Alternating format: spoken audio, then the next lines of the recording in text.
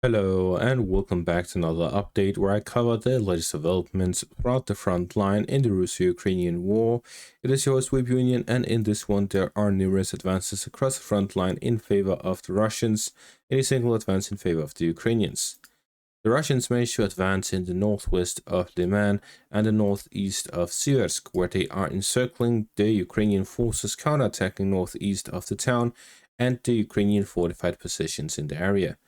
The Russians also managed to advance in the direction of Kostiantynivka from the southeast and to the northeast of Pokrovsk, with additional advances within the Dnipropetrovsk and Zaporizhzhia regions, the eastern parts of them, where they continued offensive operations along the first and second lines of defense in the Zaporizhzhia region. The Russians also managed to advance in the southwestern outskirts of the Zaporizhzhia region along the front line. The Ukrainians in turn made a small advance to the north in the Sumi region, where they continued their attempts to push the Russians out of the settlement in the area. Starting out in the Sumi region, the Ukrainians managed to push the Russians out of Vereshina yet again. They continued their offensive operations to regain control over Vereshina and to cut off the eastern road supplying Novomykolaiivka and connecting Yablonivka to Novomykolaiivka. The Ukrainians previously attempted to regain control over Vereshina and push in the direction of Novomykolaiivka to cut off the main road leading to resupply of Oleksivka. While the western road is under Ukrainian fire control, the only proper supply line the Russians have to their forces within Oleksivka is through Novomykolaiivka, which is under Ukrainian drone fire. As for the eastern flank, cutting off the supply line towards Novomykolaiivka limits the supplies going towards that town as well, and also increases the ability of the Ukrainians to push in the direction of Yablonivka. The Ukrainians are here attempting their operations to regain control over the settlements here in the Sumi region, while the Russians are building up their forces centered around Yunikivka and along the highway. In the eastern section of the front line, the Russians made numerous advances. As for the direction of Liman itself, the Russians managed to advance to the northwest of the city, gaining control over some forest lines here to the southwest of Serezhne. The Russians are slowly working to cut off the supply routes leading into Liman from the northwestern direction, further isolating Centralove from its supplies and pushing in the direction of Novoselivka to gain control over the two northern routes, leaving just the southern route remaining under Ukrainian control through Dobryshev. As to the southeast, the Russians continued offensive operations north of Seversk, but have managed to reach the rear of the Ukrainian positions in the direction of Serebryanka. The Ukrainians have here attempted to regain control over some positions by recapturing positions along the western outskirts of Serebryanka to the south, west, and northwest of the settlement through the defensive lines. The Russians have now breached the defensive line and have passed through towards the intersection here to the north of Seversk and now have cut off the road resupplying the Ukrainian forces fighting in the direction of Serebryanka. Now they are closing in on the river line. Russians are here working on gaining control over the remaining parts of the Serebryansky forest area, which is just a small sliver along the marsh area along the Seversk-Donetsk river line itself. Pushing through and connecting with the forces from the south, pushing through to the north of Seversk, will allow Russians to encircle the Ukrainian grouping of forces to the north of Seversk along the defensive line, as well as the ones operating within Serebryanka, regaining control over these positions within Serebryanka and gaining control over the defensive line to the northern flank and connecting the forces to the Serebryansky forest area, all add up to a Russian push towards Seversk itself, which means that the Battle of Seversk may not last much longer.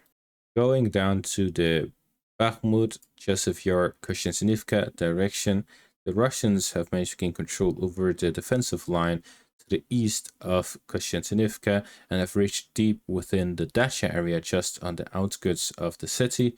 The Russians are here gaining full control over the defensive fortifications along the defensive line that is ahead of Kostiantynivka itself, with this advancing control over the areas between Bilaura and Predeshina. The Russians can now connect to both sides and be able to connect them properly, resupply their forces, and have control over the defensive line to protect their supply lines to launch proper offensive operations towards Kostiantynivka itself, while at the same time the Russians continue to push in the direction of Lishivka and Ivanopilia.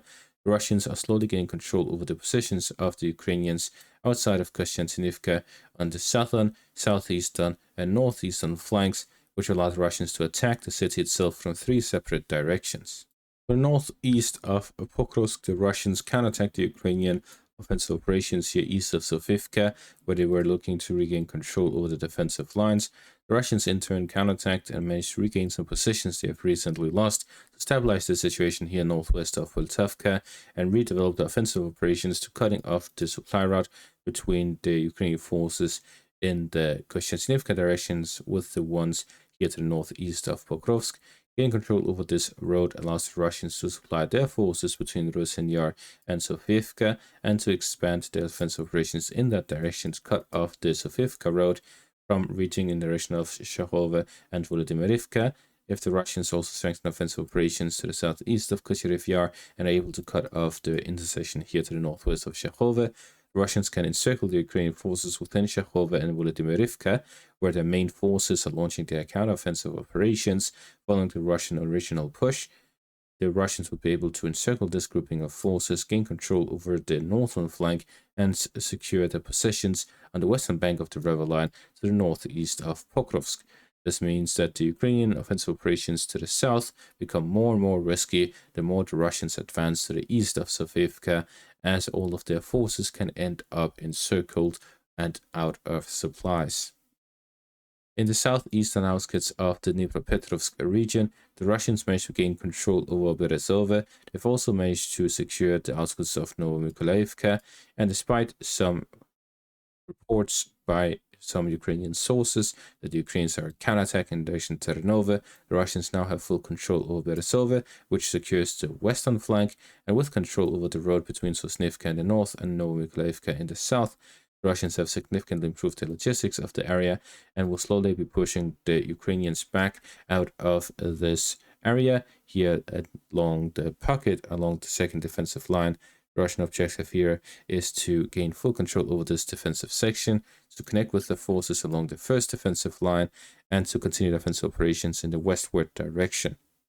As for the first defensive line, the Russians also made numerous advances in that direction, gained control over Obratne, here west of Temerivka, the defensive positions to the southwest of Temerivka, while fighting continues along their first defensive line. Russians also managed to secure the southern bank of the river line here to the south of Temerivka, securing the northern flank of Olhivsk. Despite not capturing the town itself, they've managed to gain control over a significant portion of the forest patch areas here to the north of Olhivsk. The Russians are launching a wide offensive, gaining control over the river line, the Vovchi river line from Selenia High in the north, all the way to Sosnivka in the south, and are now expanding their zone of control along the first and second lines of defense.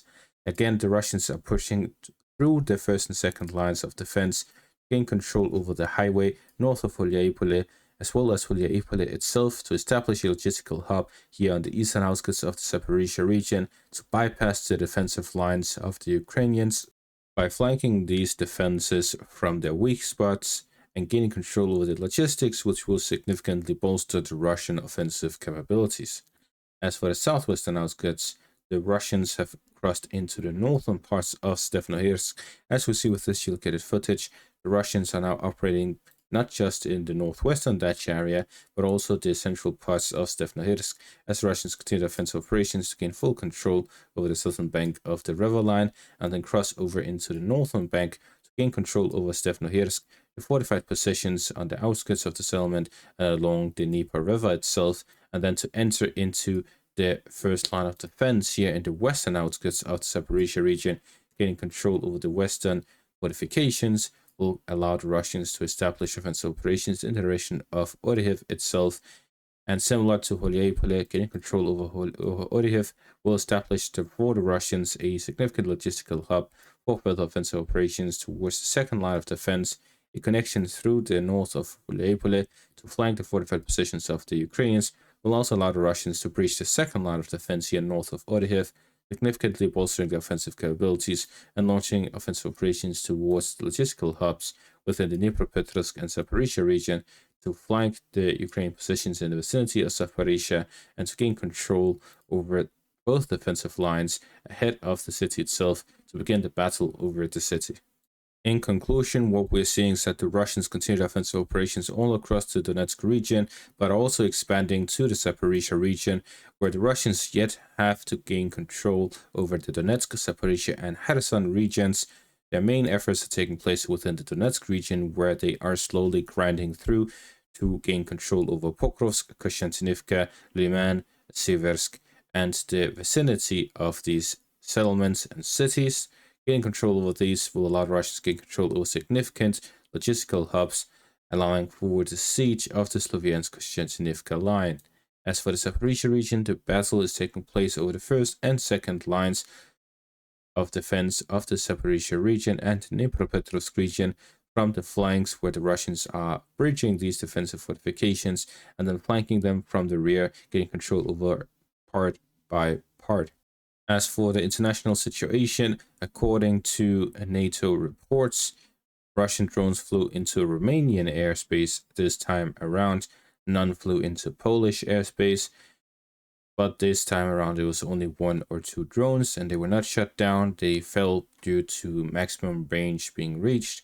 But this shows that there is a continuous push by the Russian forces with these numerous drone strikes on Ukraine with hundreds of drones. It becomes increasingly difficult to make sure that no accidents happen. This raises the question as to whether the Russians will continue increasing the size of these attacks, or whether there is a second intention behind these drone strikes. What we also see is that the Polish border between Poland and Belarus has been completely closed. Not just truck crossings, but also railway crossings are seeing fortifications being built, and the Russians, through their Zapat 2025 exercises, is seeing the training and launch training of Iskander missiles within Kaliningrad, which is within range of the entirety of Poland, and not just the entirety of Poland, but also parts of northern Germany and the majority of the Baltics. The entirety of the Baltics is within Iskander missile range from Belarus, Kaliningrad, and Russia itself. At the same time, we're also seeing the deployment of F-35 fighter jets of the United States in Puerto Rico, here the island to the north of Venezuela, and the closest U.S. military air base to Venezuela, not to mention the increased presence of the US Navy. This raises the question as to what is the long-term goal of the Americans. Are they going to impose a naval blockade? Are they going to simply be attacking what they call smuggling boats? Or are they actually going to be invading the country? We do not know what their plan is, but Venezuela does not have any significant military capacity, especially compared to the United States. Their best air defense is S-300 SVM, where the Ukrainians had hundreds of air defense systems of that caliber that we have seen been fighting through the war in Ukraine, not to mention the limited size of the Venezuelan Air Force, Navy, and ground forces. This means the United States, if they plan on fighting Venezuela, then it is simply not even close to a comparable battle between the two sides. However, the terrain in Venezuela is definitely not easy either.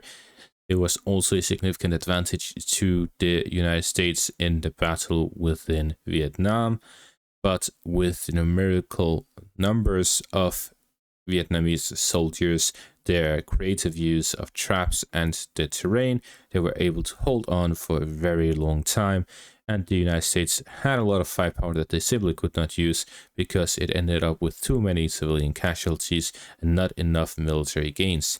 Therefore, Venezuela, although they do not have a significant military, could become a difficult battle nonetheless.